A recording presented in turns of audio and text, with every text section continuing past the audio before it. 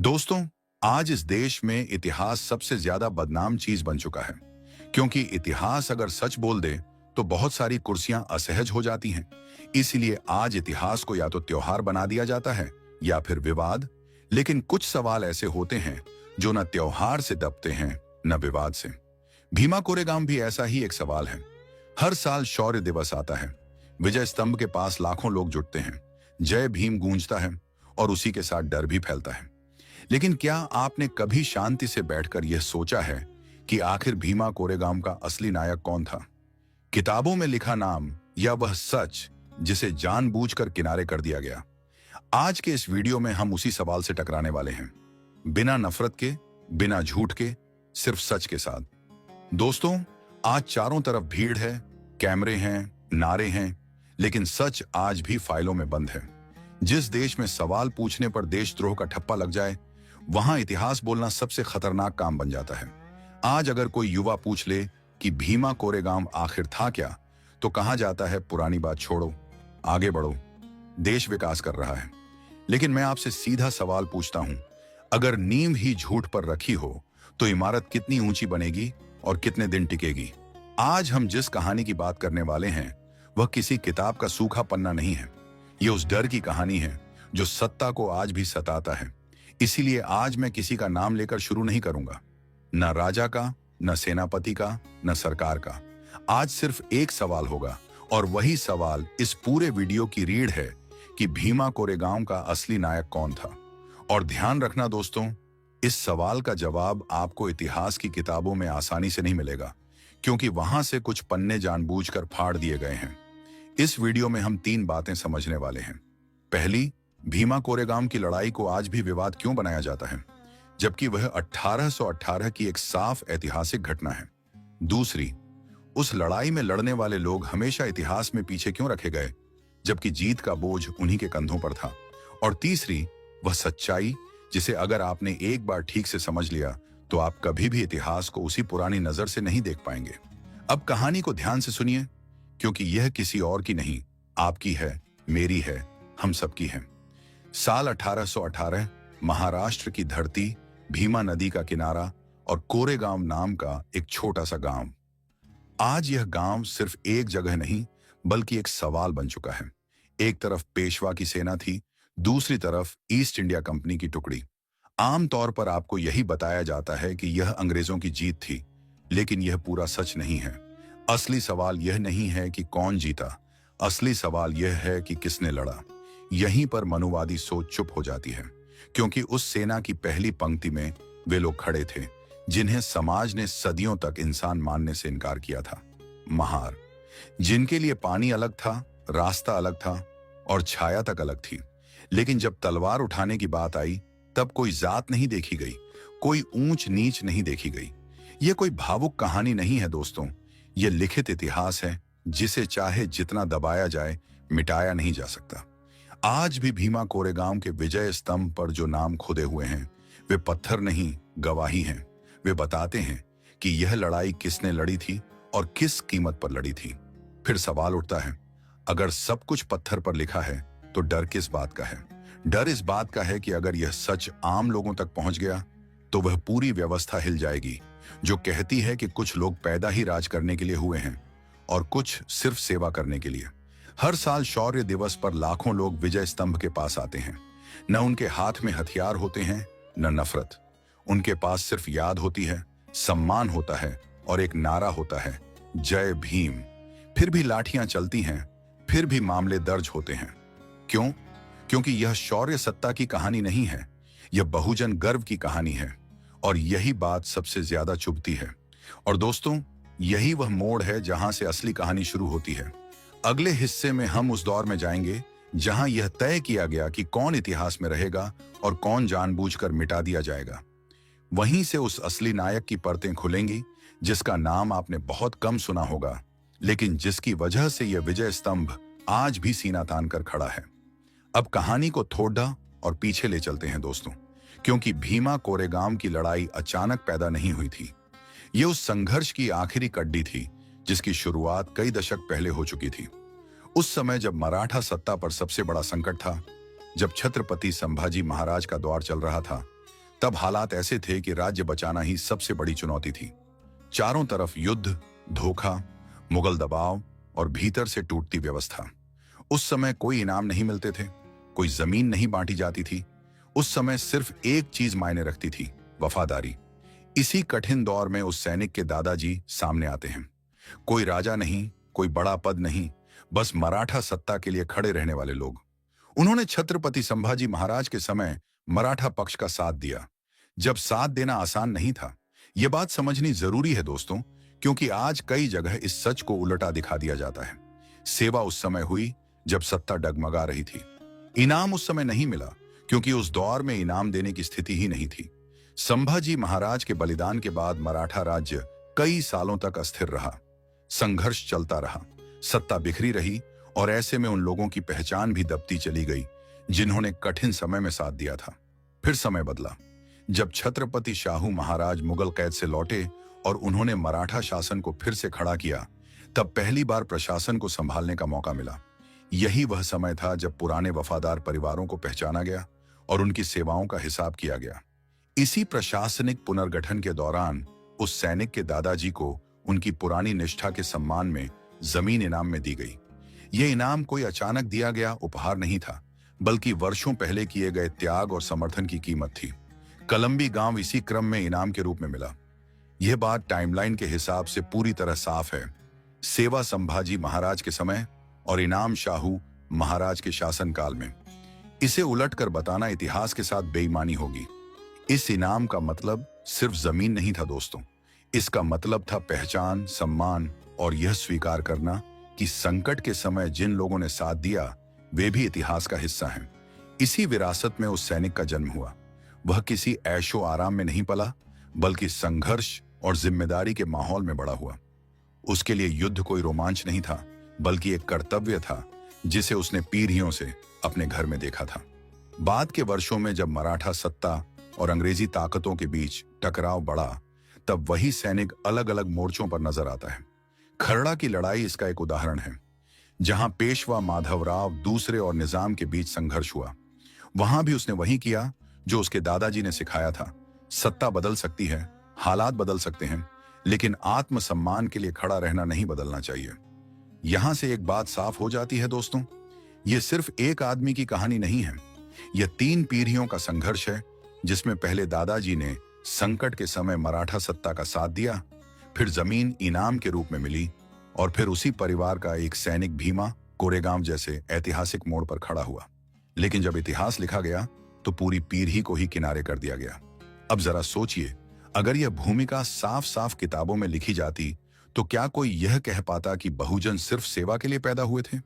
क्या कोई यह कह पाता कि युद्ध जीतने का श्रेय सिर्फ ऊंची जातियों को जाता है? शायद नहीं। और यही वजह है कि इस कहानी को पूरा नहीं लिखा गया। यहीं से वह सवाल पैदा होता है दोस्तों, जो अब सिर्फ इतिहास का नहीं, पहचान का सवाल बन चुका है।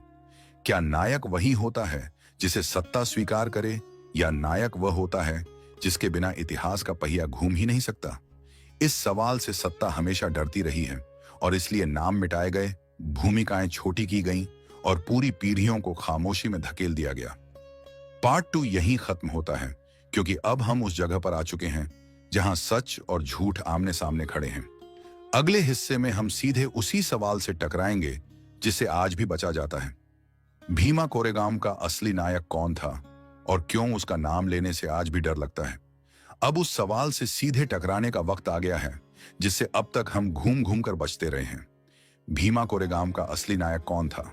एक नाम, एक चेहरा, एक मूर्ति, या फिर वे हजारों कदम जो बिना किसी पहचान के इतिहास के मैदान में उतर गए?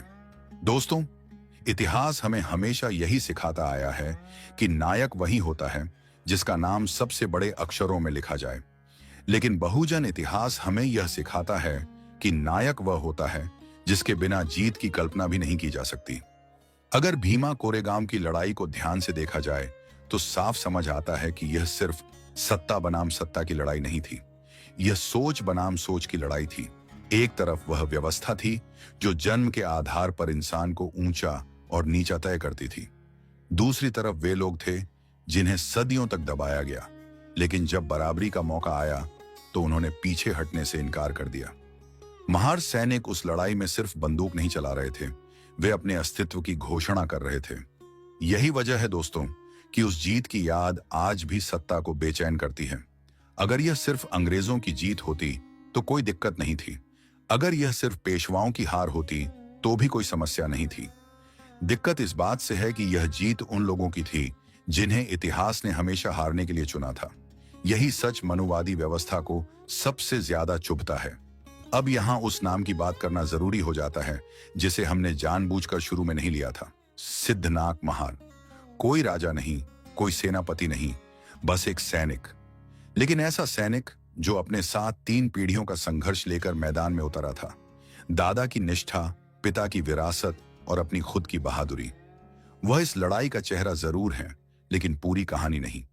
क्योंकि अगर हम सिर्फ एक नाम पर रुक जाएं, तो हम वही गलती दोहराएंगे जो इतिहास ने हमारे साथ की। सच ये है दोस्तों कि भीमा कोरेगाम का असली नायक कोई एक व्यक्ति नहीं है। असली नायक वह महार समुदाय है जिसने पहली बार इतिहास को यह दिखाया कि ताकत जन्म से नहीं, संघर्ष से आती है। असली नायक वह बहुजन समाज है जिसने तलवार उठाकर नहीं, बल्कि सीना तानकर यह कहा कि हम भी इस देश के इतिहास के हिस्सेदार हैं। विजय स्तंभ इसी बात का प्रतीक है। वह पत्थर का खंभा नहीं है, वह दबाए गए इतिहास की खड़ी हुई आवाज है। इसीलिए हर साल शौर्य दिवस पर जब लोग वहां पहुंचते हैं, तो वह सिर्फ अतीत को याद करने नहीं जाते, वे यह याद दिलाने जाते हैं कि यह देश सिर्फ कुछ लोगों का नहीं है, यह उन सब का है जिन्होंने खून दिया लेकिन नाम नहीं पाया। और यही वजह है कि उस दिन डर फैलाया जाता है, रोक लगाई जाती है और कभी कभी सच्चाई को अपराध बना दिया जाता है। डॉक्टर आम्बेडकर ने हमें यह सिखाया था कि इतिहास को समझे बिना समाज को नहीं बदला जा सकता। उन्होंने कहा था कि जब तक दबाए गए वर्ग अपना इतिहास खुद नहीं लिखेंगे, तब तक उनकी पहचान अधूरी रहेगी। भीमा कोरेगाम उसी अधूरे इतिहास को पूरा करने की एक कोशिश है। ये लड़ाई आज भी जारी है, बस हथियार बदल गए हैं। दोस्तों, अब फैसला आपके हाथ में है। आप भीमा कोरेगाम को सिर्फ एक तारीख मानेंगे या एक चेतावनी? आप विजय स्तंभ को सिर्फ एक स्मारक समझेंगे या बहुजन स्वाभिमान की घोषणा? आप शौर्य दिवस को सिर्फ एक आयोजन मानेंगे या उस सवाल को जिंदा रखेंगे जिससे सत्ता डरती है? अगर आपको लगता है कि यह कहानी सिर्फ अतीत की नहीं बल्कि आज की भी है, तो इसे आगे बढ़ाइए, बोलिए, लिखिए, सवाल पूछिए। क्योंकि जब सवाल जिंदा रहता है तभी लोकतंत्र जिंदा रहता है। और याद रखिए, भीमा कोरेगाम का असली नायक कोई एक नाम नहीं, वह इंसान है जो बराबरी के लिए खड़ा होता है। दोस्तों, अब सवाल यह नहीं है कि 1818 में क्या हुआ था। असली सवाल यह है कि आज आप क्या कर रहे हो। क्योंकि इतिहास सिर्फ याद करने के लिए नहीं होता, इतिहास आईना होता है। भीमा कोरेगाम हमें यह नहीं सिखाता कि तलवार कैसे उठाई जाती है, वह हमें यह सिखाता है कि रीढ़ कैसे सीधी रखी जाती है। आज दुश्मन घुड्डे पर बैठकर नहीं आता, आज वह शब्दों में आता है, खबरों में आता है, किताबों में आता है और कभी कभी चुप्पी बनकर हमारे अंदर बैठ जाता है। आज का दर्शक अगर यह सोचता है कि यह सब पुरानी बातें हैं, तो सबसे पहले वही हारता है। क्योंकि जो समाज अपने इतिहास से कट जाता है, उसे फिर कोई भी कहानी सुना दी जाती है। आज तुम्हें बताया जाता है कि तुम बस नौकरी करने के लिए पैदा हुए हो, सवाल करने के लिए नहीं। लेकिन भीमा कोरेगाम कहता है कि जिसने बंदूक थामी थी वह दिमाग भी रखता था, जिसने युद्ध लड़ा था वह सोच भी सकता था। यह संदेश आज के युवा के लिए है। तुम्हें किसी से नफरत करने की जरूरत नहीं है, लेकिन अपनी पहचान से भागने की भी जरूरत नहीं है। बहुजन होना कमजोरी नहीं है, यह संघर्ष की विरासत है। जिस दिन तुमने यह समझ लिया, उस दिन कोई तुम्हें यह नहीं कह पाएगा कि तुम्हारी जगह तय है। तुम्हारी जगह तुम खुद तय करोगे। यह संदेश आज के माता पिता के लिए है। अपने बच्चों को सिर्फ नंबर और नौकरी मत सिखाओ, उन्हें यह भी सिखाओ कि उनके पुरखे कौन थे, उन्होंने क्या सहा और क्यों लड़ा।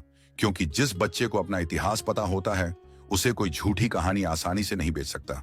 और यह संदेश आज के समाज के लिए है। शौर्य दिवस मनाना सिर्फ एक तारीख नहीं है, यह हर उस दिन की याद है जब किसी ने डर के सामने झुकने से इनकार किया। विजय स्तंभ सिर्फ देखने की चीज नहीं है, वह पूछने की चीज है। वह पूछता है, क्या तुम अभी भी चुप रहोगे? दोस्तों, भीमा कोरेगाम का असली संदेश यही है कि बराबरी कोई उपहार नहीं होती, वह ली जाती है ज्ञान से, सवाल से और आत्मसम्मान से। अगर आज आपने यह तय कर लिया कि आप झूठ को सच नहीं बनने देंगे, तो यही इस पूरी कहानी की सबसे बड़ी जीत होगी। यही संदेश है, यही जिम्मेदारी है और यही भीमा कोरेगाम की असली विरासत है। दोस्तों, अब जाते जाते बस इतना ही कहना है कि यह वीडियो किसी को नीचा दिखाने के लिए नहीं था और न ही किसी से नफरत सिखाने के लिए। यह वीडियो सिर्फ याद दिलाने के लिए था। याद दिलाने के लिए कि इस देश का इतिहास सिर्फ ताज पहनने वालों से नहीं बना है, बल्कि उन लोगों से बना है जिन्होंने बिना नाम के, बिना पहचान के, बिना श्रेय के सब कुछ दे दिया। भीमा कोरेगाम हमें यह सिखाता है कि अगर सच दबा दिया जाए तो वह खत्म नहीं होता, बल्कि और मजबूत होकर लौटता है। आज अगर आप यहां तक सुनते आए हैं तो इसका मतलब है कि आप सिर्फ दर्शक नहीं हैं, आप उस परंपरा का हिस्सा हैं जो सवाल पूछती है। और सवाल पूछना ही सबसे बड़ी लोकतांत्रिक ताकत है। अगर यह कहानी आपको छू भी है, आपको सोचने पर मजबूर किया है, तो यही इसका मकसद था। क्योंकि जो कहानी चुभती नहीं वह बदलती भी नहीं। जाते जाते एक बात याद रखिए, इतिहास को मिटाया जा सकता है, बदला जा सकता है, लेकिन उसे हमेशा के लिए दबाया नहीं जा सकता। विजय स्तंभ आज भी खड़ा है, शौर्य दिवस आज भी मनाया जाता है और जय भीम आज भी गूंजता है। यह इस बात का सबूत है कि सच चाहे जितना दबाया जाए वह किसी न किसी रूप में सामने आता ही है। अगर आपको लगता है कि यह कहानी और लोगों तक पहुंचनी चाहिए तो इसे आगे बढ़ाइए, शेयर कीजिए, बात कीजिए। क्योंकि जब तक हम बोलते रहेंगे तब तक कोई हमारे इतिहास को हमारे खिलाफ इस्तेमाल नहीं कर पाएगा। और अगर कभी आपको लगे कि आप अकेले हैं, तो याद रखिए आप उस परंपरा से आते हैं जिसने इतिहास को बदलने की हिम्मत दिखाई थी। इसी विश्वास के साथ, इसी उम्मीद के साथ इस वीडियो को यहीं विराम देते हैं। सच के साथ खड़े रहिए, सवाल करते रहिए। जय भीम।